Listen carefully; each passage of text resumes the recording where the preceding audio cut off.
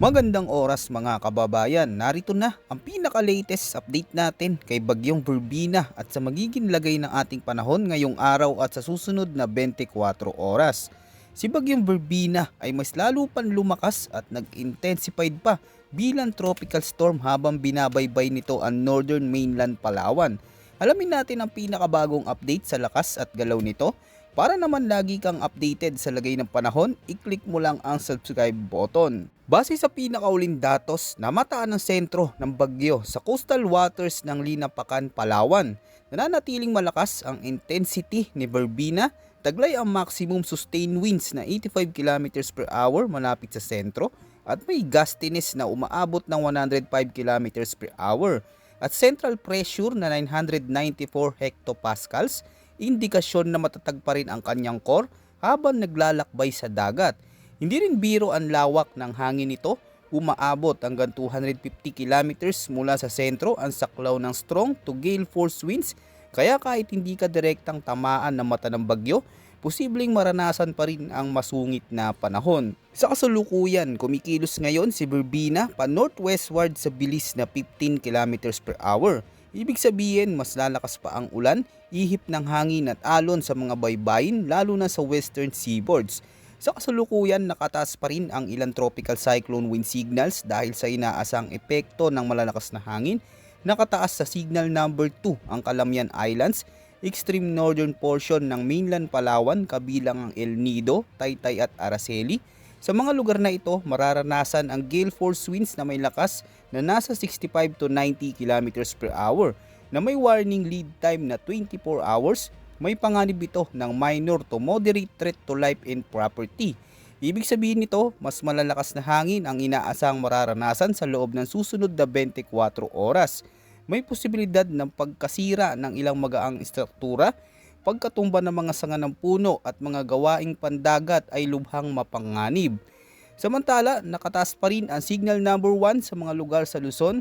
Saklaw nito ang Occidental Mindoro, Oriental Mindoro, southern portion ng Romblon, northern and central portion ng Palawan.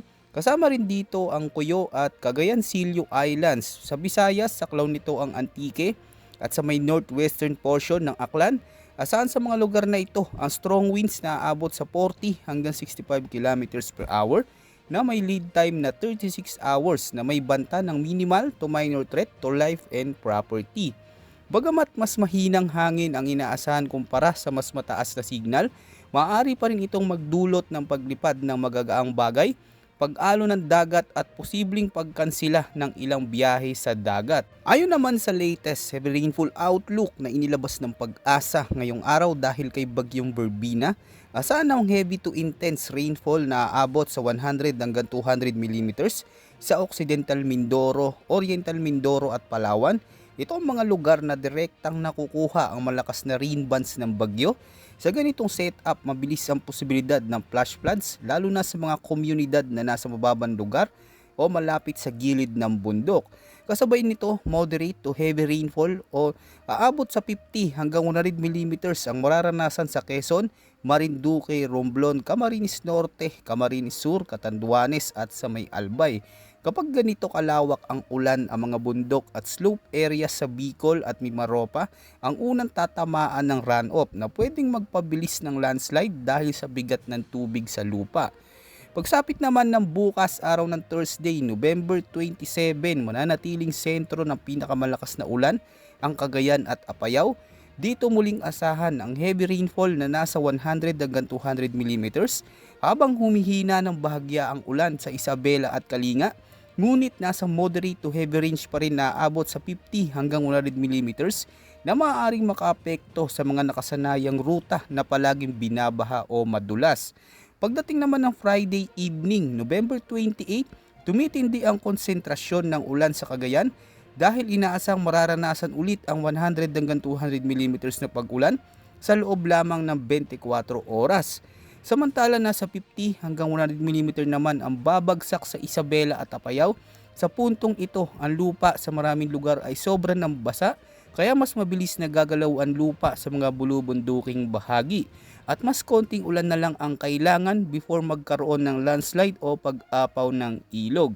Mahalaga ring tandaan na mas malakas ang ulan sa mga elevated at mountainous areas. Kapag tumama ang ulan sa bundok, mas malaking dami ng tubig ang bumababa papunta sa komunidad kaysa kung flat area lang. Bukod pa rito, marami sa mga lugar na ito ay nakaranas na ng tuloy-tuloy na pag-ulan nitong nakaraang araw. Ang tinatawag na antecedent rainfall kapag basa na ng gusto ang lupa bago pa dumating ang panibagong bugso ng ulan. Mas tumataas ang hazard, mas mabilis umapaw ang ilog, at mas madali ring gumuho ang mga matarik na dalisdis. Ayon naman sa latest forecast track in intensity outlook tungkol kay bagyong Berbina, tandaan na hindi lang ang mismong dadaanan ng sentro ng bagyo ang makakaranas ng matinding epekto. Kahit nasa labas ka ng forecast track o confidence cone, maaari pa ring umabot ang malalakas na hangin at malulubhang pag-ulan. Kaya't mahalaga ang patuloy na pagbabantay ng bawat komunidad. Sa ngayon, kumikilos si Berbina, pahilagang kanluran habang tinatawid ang Sulusi, at kung hindi magbabago ang galaw, inaasahan nitong tatama sa Northern Palawan ngayong umaga. Pagkatapos ng landfall, mabilis siyang muling lalabas sa West Philippine Sea sa loob ng susunod na 24 oras. Pagdating naman ng bukas ng gabi, inaasang dadaan ng bagyo sa ilagang bahagi ng Kalayaan Islands, bago tuluyan lumabas ng Philippine Area of Responsibility sa Huwebes, November 27.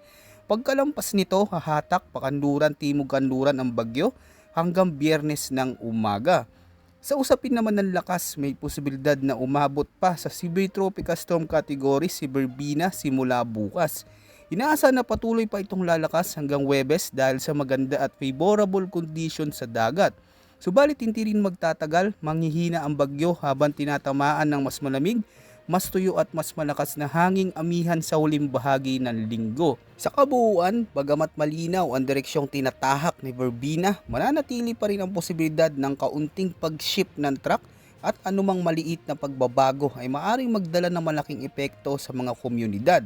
Para naman sa lagay ng kondisyon ng karagatan, asahan ang pinakamatinding hagupit ng alon sa hilagang dulo ng bansa sa mga katubigan ng Batanes, Babuyan Islands, Ilocos Norte at Ilocos Sur, kung saan ang taas ng mga alon ay umaabot na hanggang 6 meters dito.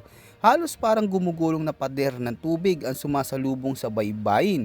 Habang umaabot naman sa 5 meters ang alon sa paligid ng Kalayaan Islands, maging sa hilagang seaboard ng mainland Cagayan, patunay na patuloy pa ring lumalakas ang impluensya ng hanging dala ng umiiral na sistema. Sa pagbaba naman natin patungong kanluran bahagi ng Luzon at Palawan, hindi rin nalalayo ang sitwasyon. Hanggang 4.5 meters ang taas ng alon sa natitirang baybayin ng Ilocos Region, mainland Cagayan at kanlurang bahagi ng Northern Mainland Palawan kasama ang Calamian Islands. Sa kabuuan, ang mga lugar na ito ay nasa level na tinuturing na very rough seas, kung saan anumang uri o laki na sasakyang pandagat ay lubang nasa panganib. Para sa ating mga marino at mangingisda, manatili muna sa puerto at kung sakaling nasa laot, agad na umanap ng ligtas na masisilungan hanggang tuluyang humupa ang malalakas na hangin at alon. Habang tumutungo naman sa silangan at Timog Luzon, unti-unti bumababa ang taas ng alon pero nananatiling delikado. Umaabot pa rin hanggang 4 meters ang bugso ng alon sa mga baybayin ng Isabela, Aurora at Northern Mainland Quezon kasama ang Hilaga at silangang bahagi ng Polillo Islands. At kung titignan ng mga karagatang nakapaligid sa Camarines Norte, Antique, Cuyo Islands, pati na rin sa kanlurang bahagi ng Zambales at ilang lugar sa Mindoro, umaabot pa rin sa 3.5 meters ang alon. Apektado rin ang Hilaga at silangang bahagi ng Catanduanes, gayon din ang natitirang seaboards ng Northern Palawan at Calamian Islands na patuloy pa ring makakaranas ng magaspang na dagat. Habang nagpapatuloy ang hagupit at paggalaw ng bagyo, mahalagang manatiling alerto at updated sa mga susunod na abiso. I-secure ang mga gamit sa paligid ng bahay. Iwasan muna ang paglalayag lalo na sa mga lugar na may nakataas na babala. Siguraduhin may handang flashlight, radyo, tubig at mahalagang dokumento. Mananatili kaming nakantabay upang ihatid ang pinakabagong impormasyon sa pagbabago ng lagay ng ating panahon. Maraming salamat sa patuloy na suporta mga kababayan at huwag kalimutang mag-ingat. Ngayon nakakaranas tayo ng sunod-sunod na pag-ulan.